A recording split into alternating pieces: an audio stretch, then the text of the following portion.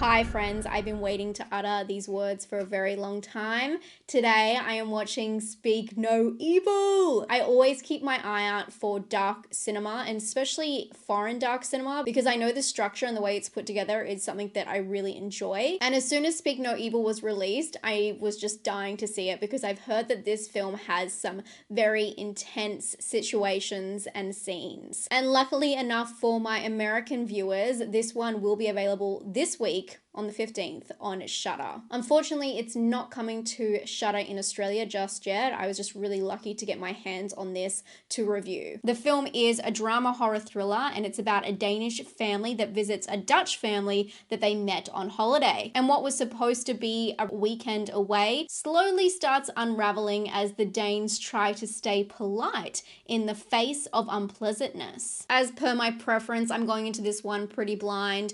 I don't know much. I have not seen the trailer, but as soon as I heard that there's some intense scenes and interesting situations, dark situations, I knew it'd be right up my alley. And if you're into dark cinema, I'm going to let you know whether it's worth your time without spoiling it. That's what these Chill With Me videos are all about. It's a spoiler-free way for you to find out whether it's worth your time and whether it's worth you seeking out the film. I make sure not to include any clips that could spoil the film, all of that kind of stuff. I like to skirt my way around it so you know you're always safe with me. And if you haven't subscribed yet, I'd love to have you here because I'm here twice a week talking about horrors and thrillers and dark films.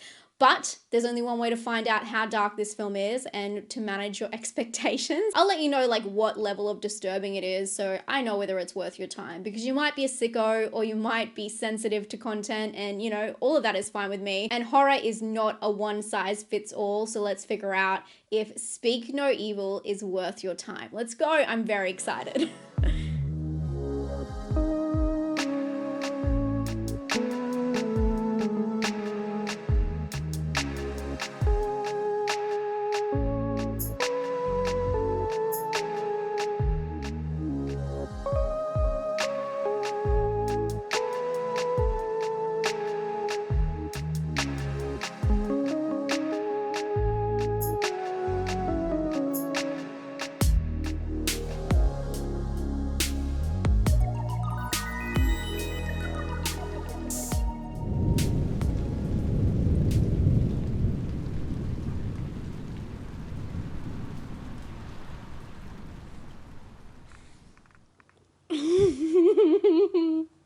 Why do I torture myself? I literally just tortured myself for an hour and a half. I've changed positions. Obviously, I was sitting on that side of the couch at the start. I got up to give myself a wine because that was anxiety inducing. Why do I put myself through these films? The answer is I kind of like it in a weird, messed up way, and I haven't seen one of these kinds of films for a while. The movie's in the same kind of vein as like Funny Games or Calvaire, a Belgium film. One of those films that start off really awkward and you can see all the red flags, but yet you watch the downfall. I feel like when you know what the subgenres or the genres are of the film or the themes, you know what you're getting yourself into. And this film, my gosh, I was screaming. It was actually so good to watch this at home because I was moving around, waving my arms, screaming at the TV, and it is a very stormy night. It probably doesn't look so because I turn on the lights when I film, but I did turn them all off and I'm sitting there like clenching my wine, like drinking like this. It was a lot. This is what I call dark cinema, and I do hate to go back and forth with what kind of subgenres and what kind of boxes things fit in, because I don't really believe in doing that. I just don't think it's beneficial to anyone. But in this kind of regard, this reminds me of like more of a drama thriller with disturbing aspects. It's one of those dark dramas I really like. I'm really fond of like Spanish thrillers. I did a whole list on them. I'll link that down below. It's really good. I love Spanish thrillers because they have this darkness to them, the elements that they put in there to surprise or to shock you. And this kind of reminds me of those kinds of films like The Daughter or that one in the apartment. I can't remember the name. I'll put it here. A film that you know something is brewing and and it's a very slow ride, but there is like a disturbing aspect that is grounded in reality that feels more realistic than a full-blown horror, I guess. When I go into horror films, I fully expect to suspend my belief, but when I go into these more realistic kind of thrillers, it feels more disturbing because it's more true to reality. So the film is about this Danish couple who have a young daughter, and they go to Tuscany and they meet this lovely Dutch family, and they invite them later down the track. The Dutch family invite this Danish family to come visit them. So you're kind of seeing the whole film through the Danish family's eyes. You can understand everything they're saying between each other with subtitles, but you can't understand, unless you speak the language, you can't understand what is happening with the Dutch family. It's one of those films that just would be really interesting if you could understand all sides. Probably a little bit scary, but because they speak two different languages, they usually communicate in English. And I was really surprised by that because I thought the whole film would be subtitles, but it's not. A majority, I'd say like 80% of it is in English. The film starts off, you just know that there's going to be warning signs throughout, and I know that this term is definitely overused, but it gaslights, and I feel like you can use that with film because that's where the term came from. If you didn't know, Gaslight is from a film called Gaslight, it's a play, and I feel like this film, they keep showing you these red flags and then trying to like explain them, and it's a really interesting game. It plays with you on your intuition, but it is a very slippery slope, and it's just like a slow winding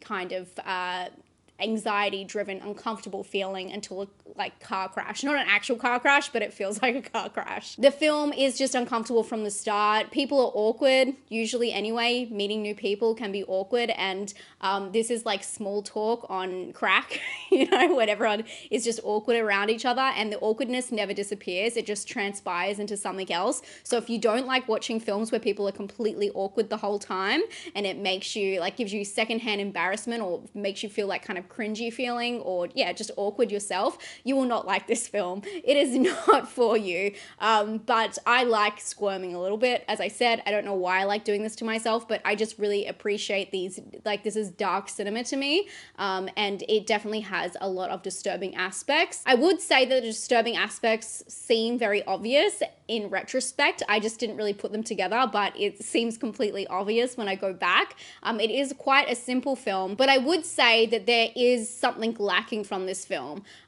Maybe some reasoning or some more tension that would drive them to, interesting conclusions. I feel like there's a lot of holes, and as much as they try and trap you in the situation where you feel like, what would I do in that situation? I don't feel like I'd do anything these characters do, good or bad. By the way, the mum is a fucking rock star. The mum is so good, but I just can't see myself within this family, and a lot of those decisions they made, there's not a lot of explaining that out loud or explaining it to the audience, although I would say that the characters and the lead up and the explanation of who they are is quite strong. So I just feel like there's a couple of bridging scenes that were missing to really get you into the frame of mind and understand the psychological trauma that's going on, because it feels like it's like plot holes, but I feel like that's just because there's just a lot of holes. There's a lot of holes in people's reasonings for things. The interesting thing I found about this film, I'm not really going to talk too much about cinematography. I'll just say it looks like Karma Police, the music video. And that's the start scene, so don't worry. I'm never going to spoil anything. I mean, it's always beautiful when it's this region of the world. This one is set in Netherlands. It was filmed in Netherlands, which is quite rare these days when something is set where it's filmed. It was also filmed in Italy, and I assume that's the holiday parts, which are at the start where they meet. And it's also filmed in Denmark, where the other family's from. So, I mean, it's pretty true to that kind of Scandi, European, with the Danish family for sure. Everything's beautiful, and they have some beautiful night shots. But the thing I really want to focus on is the music, because they do something really interesting in this film with music.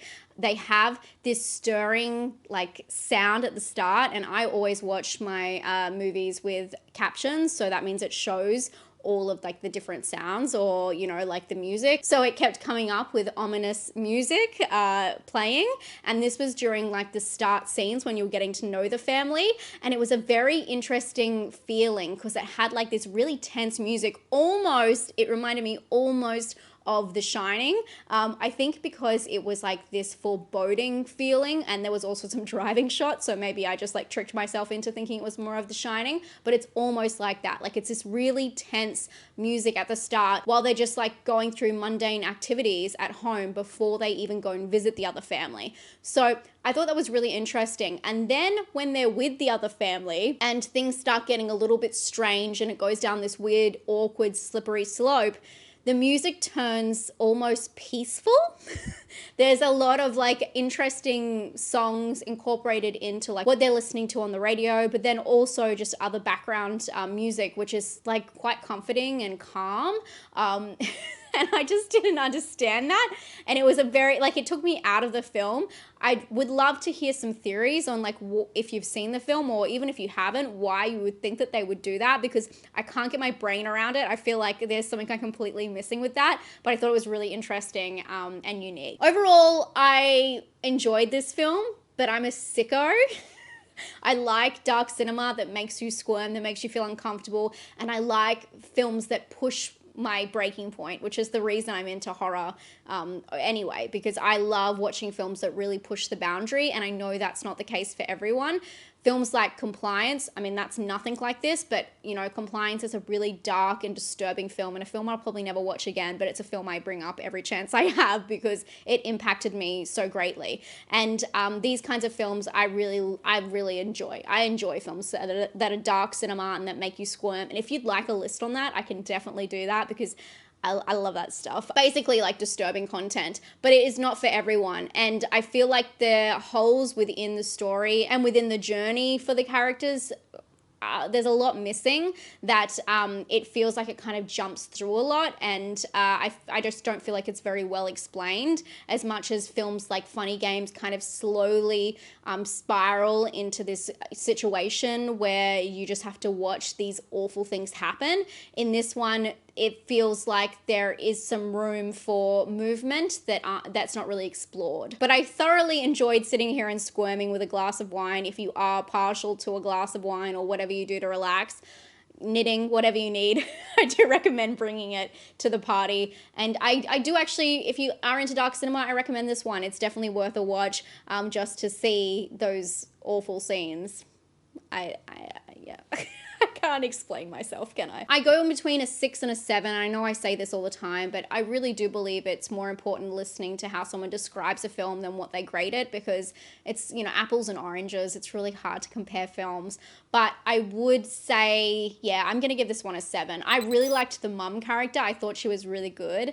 The Danish mum, I thought she was fantastic. And there was just some moments I was like, yeah, you know, get it.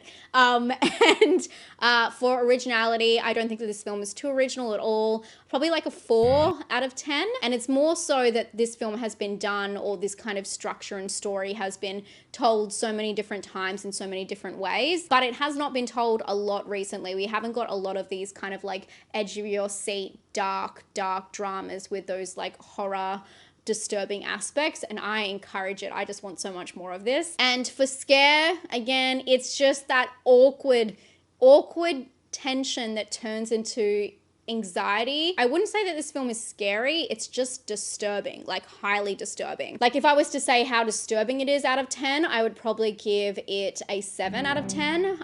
But for scare, yeah, no, you know what? Let's stay with a 7. I think that makes sense. But just know it's not going to scare you. It's just going to make you feel like you need to have a shower.